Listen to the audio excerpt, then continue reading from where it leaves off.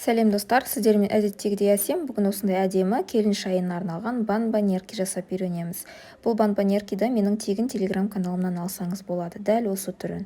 Басқа түрлері менің вип каналымда бар.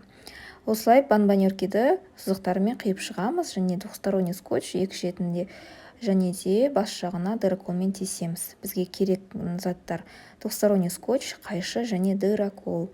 Алдымен осы банба-неркимізді сызықтар бойынша қиып алдық. Қиып алғаннан кейін біз екі ручкасын қисаңыздар да болады, немесе қимасаңыздар да болады. Оны канцелярский ножпен кесіп алыңыздар, астына ақ бет төсеп, столыңызды бүлдіріп алмас үшін. Осылай аккуратно сызықтарымен жүргізіп шығамыз. Сонда осылай әдемі болып кесіледі. Енді біз оны екі шетіне сызғышпен беговка жүргізіп шығу керек. Беговканың орнына канцелярский нож қолданған дұрыс. Өйткені ол идеально қылып бүктегенге көмектеседі. Бірақ қатты батырмаңыздар, аккуратно асықпай өйстіп сіз жүргізіп шығасыздар. Содан кейін дыроколмен құлағын крышкасындағы тесікті тесесіздер. Осылай. Содан кейін бүктеуге болады, бірақ алдымен екі шетінен двухсторонний скотч жабыстырып аласыздар. Двухсторонний скотч көп кетпейді, төрт жағына төртеу жабыстырасыздар. Осылай. Достар, қайталап кетейін, бұл банба-неркидің басқа да түрлері менің вип каналымда бар. Вип каналымның бағасы өте қолжетімді.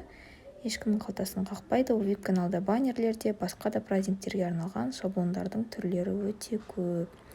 Осылай бүктеп аламыз. Бұл өте миниатюрный, кішкентай, ішіне көп конфет салынбайды, бірақ өте әдемі көрінеді.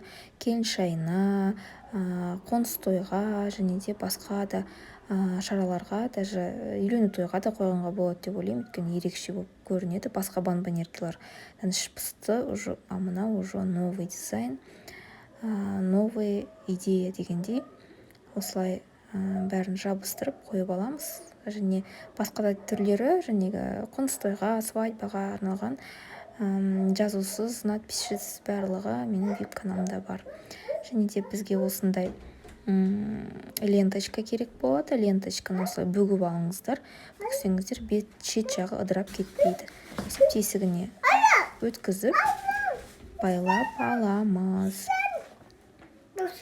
Кешіңіздер, осындай кезде менің қызым келіп жаным ойнайды. Сондықтан оның дауысы анда-санда шығып қалады видеода. Өйстіп барлығын байлап аламыз. Өте әдемі болып шығады.